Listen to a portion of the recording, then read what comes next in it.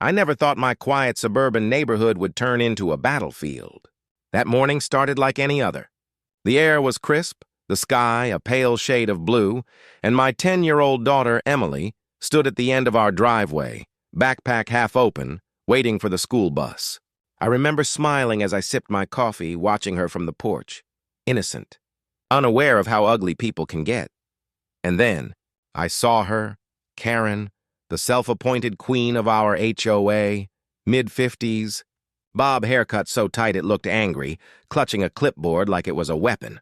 She strutted down the street with purpose, her lips pursed like she'd just bitten into a lemon. At first, I thought she was just doing her morning patrol, checking lawns, counting trash bins, measuring fences. But then she stopped, right in front of my daughter. From where I stood, I couldn't hear much at first, but I could see the way Emily stepped back, her small hands gripping her backpack straps. My stomach turned cold. I walked closer, and that's when I heard it. Karen's voice, sharp like a whip. "Little girl, are you aware your father's mailbox is non-compliant with HOA regulations?" Emily blinked, confused. "What?" Karen leaned in, towering over her. "That mailbox," she pointed toward our house, "is 2 inches higher than regulation height. You need to tell your daddy to fix it. We don't break rules in this neighborhood." My coffee mug nearly cracked in my hand. I walked up, calm but furious. "Karen," I said through clenched teeth, "why are you talking to my daughter like that?" She turned, her face tightening as if she'd been caught red-handed. "Oh, I was just educating her," she said sweetly.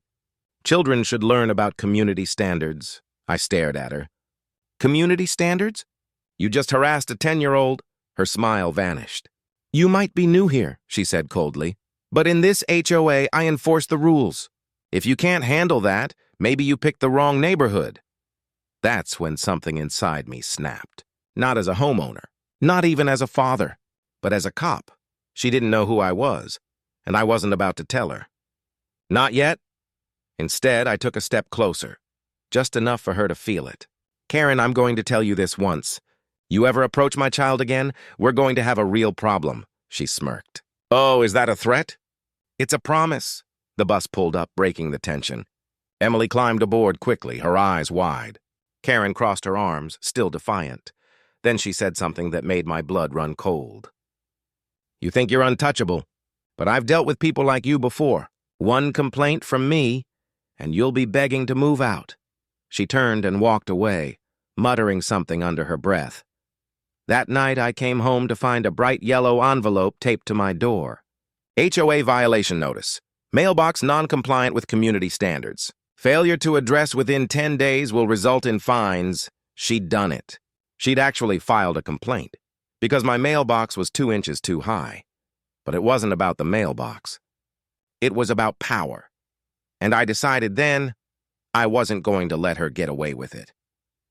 Over the next few days, I noticed Karen circling our block more often, taking pictures, whispering to neighbors. I even caught her peeking over our fence one morning while I was having breakfast. My wife tried to calm me down. "Let it go," she said. "She's just miserable." But I couldn't. Not after what she did to Emily. One evening, I reviewed our home security footage, and that's when I saw something that made my heart sink. Karen wasn't just walking by. She had stopped in front of our garage, pulled out her phone, and taken photos of my daughter's bicycle. The next day, I confronted her again. "Karen, why are you taking pictures of my property?" She didn't even flinch. "Evidence," she said. "For the HOA board. Evidence of what?" "That your child leaves her toys outside. Against community policy." I stepped closer. "You stay away from my family. Do you understand me?" She smirked again. "You really should watch your tone. I have friends in law enforcement." That line nearly made me laugh out loud. Friends in law enforcement. If only she knew who she was talking to. But I kept it quiet. Because I wanted her to dig her own grave, and she was doing a damn good job of it. 2 days later, things escalated. It was a rainy Thursday morning.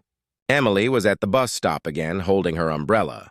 I was watching from the car this time, engine running, coffee in hand, and like clockwork. There she was, Karen, clipboard in one hand, camera in the other. She approached Emily again. My daughter froze. I rolled down the window. "Hey!" Karen turned, startled this time. But before she could speak, I stepped out of the car and walked right up to her. "This ends now," I said. She looked nervous, but tried to hide it. "You're trespassing on HOA business." "HOA business?" I repeated. "You're harassing a child." She started filming me. "You're intimidating me," she said loudly, trying to look like the victim. "I'll be reporting this to the HOA board and my friends in the police department." I smiled, slowly. "That's funny," I said. "Because I am the police." Her camera lowered an inch. "Excuse me?" I reached into my jacket and pulled out my badge. "Chief of Police, City of Greenwood." The color drained from her face. She stammered. You can't—" "Oh, I can," I said quietly. "And now you've crossed a line you can't walk back from." She froze, speechless, as I pointed toward the dash cam on my car. "You just got caught on camera, Karen, approaching a minor, harassing a family, filing false complaints. You've made this personal." She took a step back, mumbling something about misunderstanding, but I'd seen enough. I recorded every second. What she didn't know is that her little power games were about to make national headlines, because I wasn't just a father anymore. I was an officer, and she'd just committed a crime. Karen didn't show her face for 2 days after that confrontation. The neighborhood suddenly grew quieter. No more early morning patrols, no more clicking camera shutters from across the street. For a moment, I thought it was over. But peace in an HOA neighborhood never lasts long.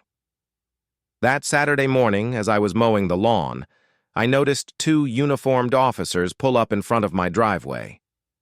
"Not my guys, county officers." My heart sank. One of them approached me. "Mr. Harris?" "Yeah," I said, shutting off the mower. "You've been reported for harassment and intimidation of an HOA board member." I actually laughed. "Let me guess, Karen?" The younger officer nodded, clearly embarrassed. "We're required to check it out." I could see Karen standing at the end of the street, arms crossed, lips curled into that same smug smile. She must have been watching from her window, waiting for this exact moment. The officers looked uneasy as I reached into my pocket. "Before you go any further," I said, pulling out my badge, "Chief Michael Harris, Greenwood PD." Their eyes widened. "Sir, we, didn't know." "It's fine," I said, trying to keep my tone calm. "You're just doing your job. But I think you'll want to see something first." I waved them over to my patrol car parked in the driveway.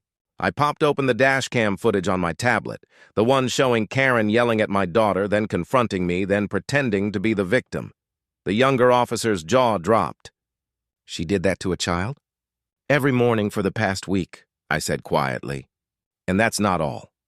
I showed them another clip, the one from my home security camera, Karen sneaking onto our property late at night, taking pictures of our mailbox and peering into our garage. When the footage ended, the silence was thick enough to choke on. The older officer sighed. "Sir, we'll take it from here." I nodded. "I'll stay out of it. But make sure you do it by the book."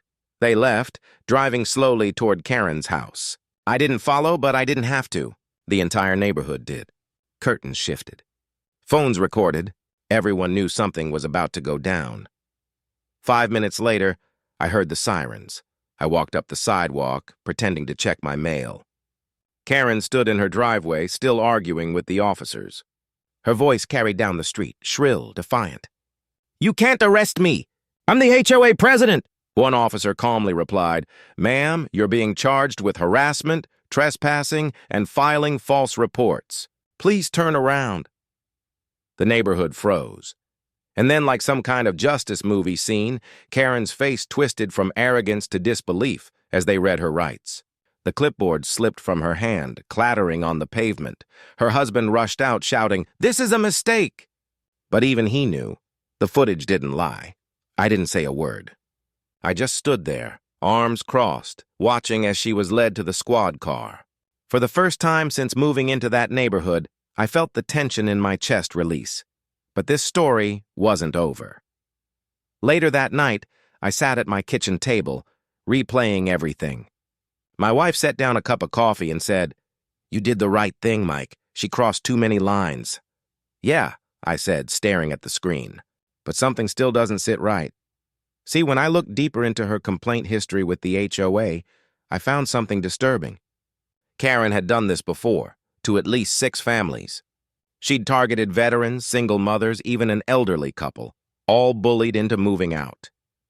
And somehow, every time she filed a report, her husband's contracting company got a new landscaping job or house repainting gig from the HOA.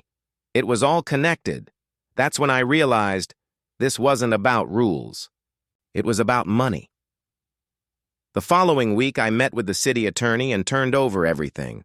The footage, the emails, the board memos. By Monday morning, an official investigation was opened. Word spread fast. News crews parked outside our subdivision, reporters knocking on doors. Suddenly, our peaceful little neighborhood became front-page drama. HOA president arrested for harassment. Fraud allegations under review, the headline read.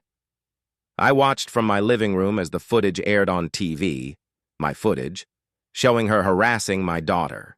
My phone buzzed nonstop. Messages poured in from neighbors, from officers, even from people in other states who'd been through the same nightmare. For the first time, people started fighting back. Within days, half the HOA board resigned. Karen's husband filed for divorce, and the city took over the HOA temporarily to audit all financial activity. What they found? Thousands of dollars misused, all approved under Karen's signature. Justice was finally catching up. But the moment that stuck with me wasn't the arrest. It was what happened a week later. I was walking Emily to the bus stop again. She looked up at me and said softly, "Daddy, is that lady gone?" "Yes, sweetheart," I said. "She's gone." She smiled, clutching my hand. Good. I didn't like how she yelled at me. I squeezed her hand tighter. "No one's ever going to yell at you again, okay?" "Not while I'm here." The bus pulled up. As she climbed aboard, the driver, the quiet old man who'd seen it all, nodded to me. "Good work, Chief," he said. About time someone stood up to her. I smiled back, watching the bus disappear down the road. The neighborhood feels different now, lighter. People wave when they see me. Kids play outside again. No more fear, no more clipboard patrols. Just peace. And yet every time I pass that empty house, the one that used to belong to Karen, I still see her face in my mind. That smug expression right before she realized who I really was. It reminds me of something my father used to say. Some people mistake kindness for weakness. Until they meet the wrong person. He was right. Karen thought she could bully anyone she pleased. She didn't know I'd spent 20 years dealing with people just like her. People who hide behind rules, who crave control, who forget that decency is what keeps a community alive. And in the end, she learned that the hard way. They thought the story ended with Karen's arrest. But 1 week later, we found something inside her house that shocked the entire neighborhood. You won't believe what it was. I watched the next episode to see what she'd been hiding all along.